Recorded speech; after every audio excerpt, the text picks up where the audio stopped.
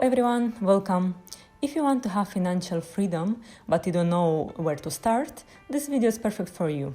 In this video, we'll see what stock market is, how it works, and what are its components, as well as different types of brokers. Don't worry if for now it all seems like a whole new world to you. You will realize that it's much easier than you think. Stock market is an institution that makes possible the trading of different assets for people like you and me. So this way we can obtain profits on our savings. Each country has its own stock market. The most famous one and the biggest one is the one in New York in Wall Street. So how does the stock market work?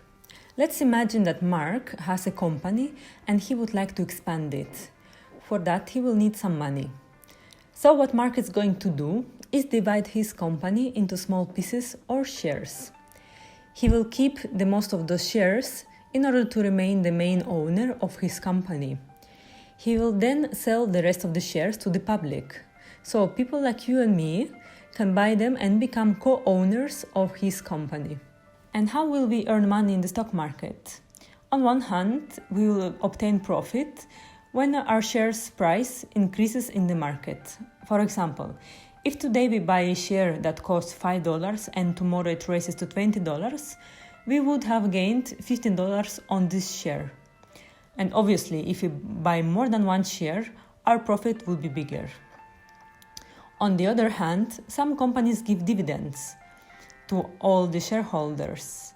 So basically what they're doing is they're sharing the profits that the company obtains. But this is not mandatory, as they may decide to reinvest those profits back into the company, which would increase the price of the share, and you would obtain the profits this way instead.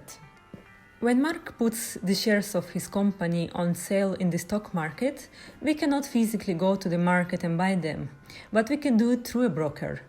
Brokers are members of stock market.